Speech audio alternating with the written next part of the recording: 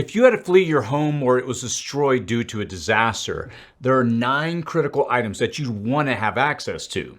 Now, most people overlook these, but they would be essential to help you both after the event and while rebuilding your life. In this video, we're going to review a free tool that we put together for you, the community, to ensure that you have these critical and often overlooked items.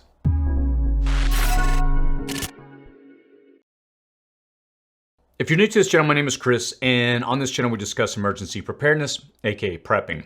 Now in this video, we compiled the 9 most important categories of information that you'd want to have available on something as simple as a USB thumb drive. Now these are items that you probably have scattered around your house, but if they were lost, you'd have to spend countless hours retrieving them, or maybe they would be lost entirely. For many of these items, you'd obviously want a physical backup that's ready to go. But if you only have these items, you would be in a much better position. Now, the spreadsheet that we're about to cover has links to other resources and provides you with the framework of what you should be copying and storing on something like a USB thumb drive. Now, this includes important documents, photos, and so many other important considerations that are often overlooked. For example, did you realize that if your house was totaled in a disaster, your insurance company won't replace the exact items unless you have evidence that you own them? Let's say that you had a very expensive toaster, but if you put on your insurance claim form that you had a toaster, they're going to give you the cheapest $5 toaster that they can find at Walmart. But if you can prove that you actually had the toaster that you're claiming through photographic evidence, they'll often replace it. It's these type of often overlooked considerations and so many more that we're about to cover. Now, one important note before we jump in, I would encourage you to get a secure biometric thumb drive like the one I'm showing here on the screen that can only be accessed with your fingerprint. I'll post a link below to the one that I have. We're also going to cover many sensitive documents that if somebody were to have access to, it would be damaging. So again, make sure you secure it. All right, so let's dive into the spreadsheet that we put together and I'll quickly explain it. I would encourage you to start working through this to ensure that you have your affairs in order should you have to flee your home during a disaster. Again, I'll post a link in the description and comments section below to the spreadsheet. Okay, to begin with, we're looking at a spreadsheet. This is in a Google Doc. And what you're going to want to do is you're going to want to come over here to File, and you're going to want to click on Make a Copy. Now, if you're logged into your Gmail account, it will instantly pull it up and you can store it in your drive, and that's where you can edit it. All right, now the first category here that we have is vital identification and legal documents. These, you can scan them. If you have a scanner, maybe a printer that includes a scanner, you're gonna wanna scan in these documents and so many of the others that we're gonna talk about. Now, if all you have is your phone and you take a picture of that, that's better than nothing, but scanning is the ideal approach. Also, you're gonna wanna store it in a format such as a JPEG, .jpeg, .jpg, or .pdf. These formats are viewable on multiple devices. So let's go ahead and jump into these items. Now, whatever the identification may be for you, whether it's a passport, a driver's license, make sure that you have a backup copy of this somewhere. Obviously, you want to have things like your birth certificates. These can be difficult to obtain, especially if you lose them. Obviously, if you're out of your own state, you just want to make sure that you have these. Something like a marriage certificate, a social security card, or some type of government identification, a will and testament if you have any kind of estate planning, maybe a property deed if you have some type of property, vehicle registration, again, you want proof of ownership, and legal guardianship documents, something like childcare arrangements. Whatever important document that you have that you think is so important. Again, a lot of people have these in a place where they can take them and ready if they have to leave their house, but for whatever reason, if you can't get a hold of it in time, having these backed up on a thumb drive would be important. All right, the next category that we'll look at is medical and health records. Now, you might want to consider downloading a PDF of your health records from your healthcare providers. A lot of times they'll provide that for you. Also, your pets, make sure that you have documents for them. If you have to leave and maybe go into a shelter, sometimes they won't even allow animals, if they even do, unless they have that paperwork to prove that, they're up to date on their vaccines and shots. Now, these are things like your healthcare insurance, your medical information that if you have to go to a provider, you'll have that on file.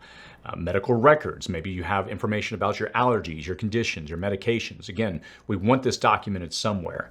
Immunization records, a health history. The next item is a list of medication and dosages.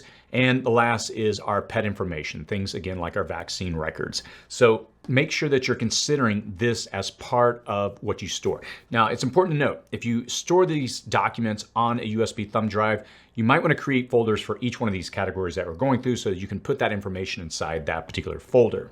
All right, let's talk about the next one. Now, this one is not documentation as in the traditional way that we're looking at this, like having a driver's license or medical information, but instead, this is important emergency information that you would want to have. Now, you'll also notice on each one of these, we have some notes for you. And again, you can see this can be pictures of maps, different routes, or things like emergency contacts. Having all of these emergency and things that we need to think about after a disaster that we have to, again, maybe the internet's down or our phone's not operational. If you have some type of way of accessing this off the thumb drive, these could be invaluable. I know in this day and age that we live in, we often assume that we'll have those phone numbers stored somewhere. But again, if our phone or whatever's damaged, having emergency contacts will be so important for being able to communicate with other people, especially out-of-area contacts. And that's one of the things I always encourage people to do. Make sure they have one designated person that may be out of the area. For example, if you have a family member that lives in another state, having them as the operator that everybody calls to in case they can't communicate with each other. Say, for example, everybody in your city is impacted by a disaster and the communication is down, but you find a way to make a phone call, and if you were to all call in to that one person out of state or whoever the designated person is, they can serve as an operator to connect with other people if they have to call in. They're the primary source that can help administrate and kind of help you in this situation. The next one is an emergency evacuation plan, some kind of safe exit strategy. Now, this gets a little more specific to what I would consider down here is downloading something like Google Maps of your area. And if you're not familiar with that, I put a link here. You can actually download Google Maps onto your phone. Why is this important? Well, if the internet is down and your phone can't access information, you can already preload maps of your whatever area you designate onto your phone. It just stores on your phone.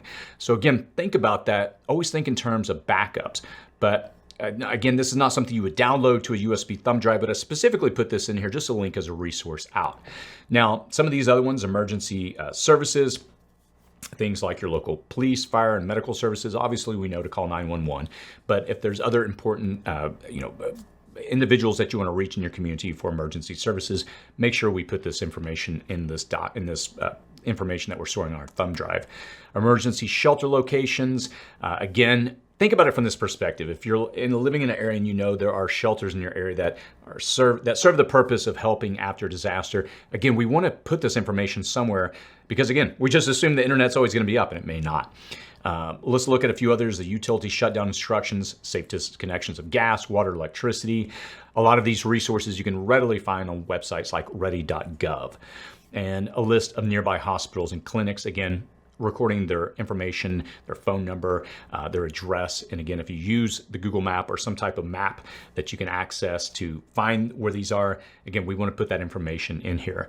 And one other quick note before I move on, if you do want to print out or rather have a physical map of your area, if you go to the AAA website, that's AAA, if you just Google AAA maps, I'll just type this in, maps, local area.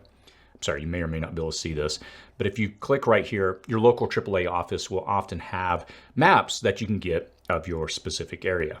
Okay, let's move on to the next one, which is financial and property records.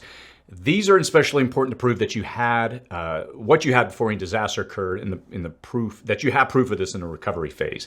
Something as simple as a photo of a utility bill might be a key to letting you pass through a checkpoint to access your property and prove that you aren't a looter. What do I mean by this? After disasters, a lot of times the police will section off areas because looters will go in to try to start stealing things. But if you can actually show, hey, here's my, I have a document of my phone bill, the water bill, the electricity, trash, whatever. You can show this and then combine that with your driver's license. If you can show that, that gives you obviously much more, more evidence that you can prove and hopefully get into if you have to go in and, take care of things in your house. So here are some items that we want to have. Our financial records, bank statements, whether, investments, whatever it is, you want to have that documented. Make sure that the institutions, that you are utilizing, you want to print these out. A lot of these you can download off their website as PDFs. And again, we want to store this in this thumb drive.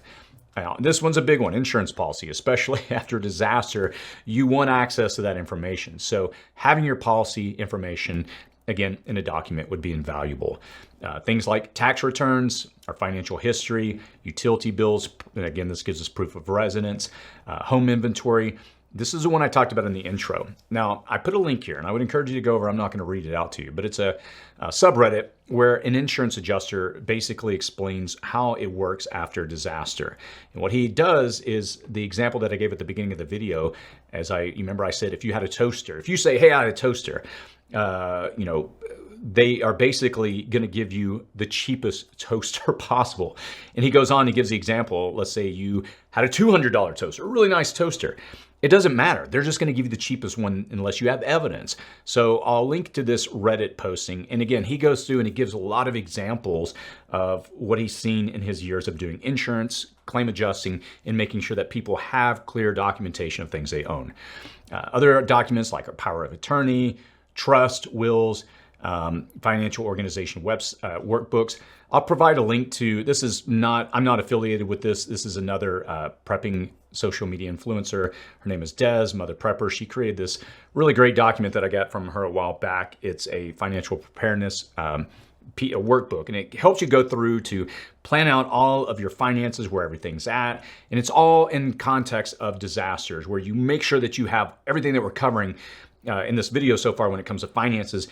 She goes through, just does an amazing job of documenting this out. Now, there is a cost associated with this. I'm not affiliated, but if you are interested, it'll definitely save you a lot of time to understand a good, solid framework to make sure you have all your finances. She worked in the banking industry, and she witnesses firsthand. People come in, they didn't have their affairs in order if they lost things, and she was explaining how difficult it is for them to recover all this.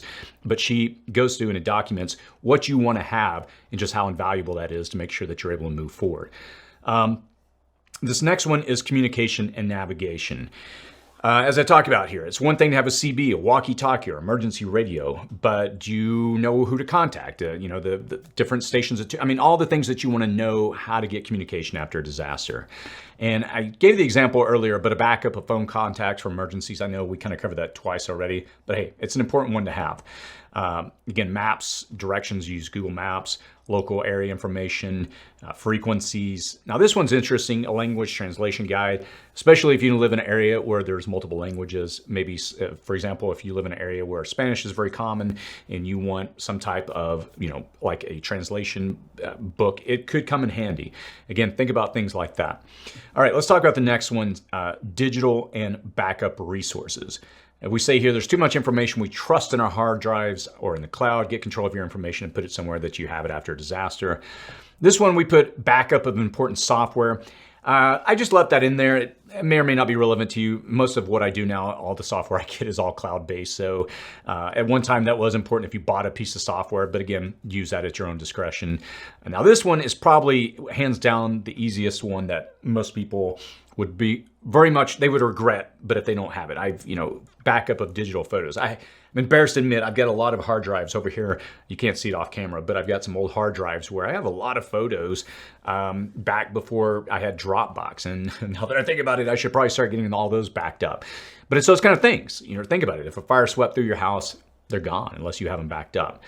Important emails, digital correspondence, whatever it is that you feel like that you should download. A lot of software will allow you to download your emails and back that up sometimes as an XML file, and you can import it into another software.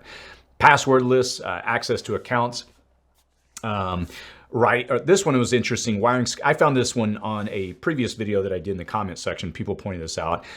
This one's kind of a longer term approach of a disaster that may extend out for much longer than a short period of time. But this one says wiring schematics for your equipment is highly important as well. If you plan on keeping an important equipment operational through the years in a grid down situation. Most of what I'm covering here is your immediate aftermath, 72 hours. But if you're thinking long term, you definitely want to think about that if you have equipment that needs to be maintained and you need that information to maintain it. And the last one is backup of important websites, offline access to critical information, whole wikis will fit. Now, this is a video that I did, I think about a year ago. I'm not going to pull it up right now. The video, at the time of recording this one, it's done 1.3 million views, and I explain how you can actually download the entirety of Wikipedia in one click and back it up on a hard drive. And it will fit on this hard drive that we're covering here. You might want to consider that. It would be, again, depending on how long the accident or situation in your area, how long the grid may be down, it could be very important to have. So go check out that video. I'll, again, provide a link there. We've got a few more, and I'm not going to run through all this, but practical knowledge and guides. Again, depending on how long you expect that, whatever, the grid may be down, the internet may be not available, these type of things, survival guides. Again, this is another video I did. And what I did was, in that video, I explained PDFs that we put together for the community that you can download, survival guides, all these different things that are publicly available. And we provide a link to it on our website. And again, that video goes into a lot more detail if you want to check that out. Comfort and entertainment, again, family photos, scanned family heirlooms, things that you want to keep that are important, favorite recipes, entertainment, ebooks, music, games, all those kind of things.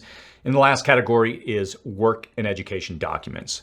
When these are lost, it can be expensive and time consuming to get them back. School records, transcript, diplomas, work-related documents, contracts, certifications. So all of these, in my opinion, are very important. And a lot of times we store these either on a computer, maybe we have a hard, copy somewhere in a folder or, a drawer or some type of drawer somewhere. And we're like, hey, where is everything?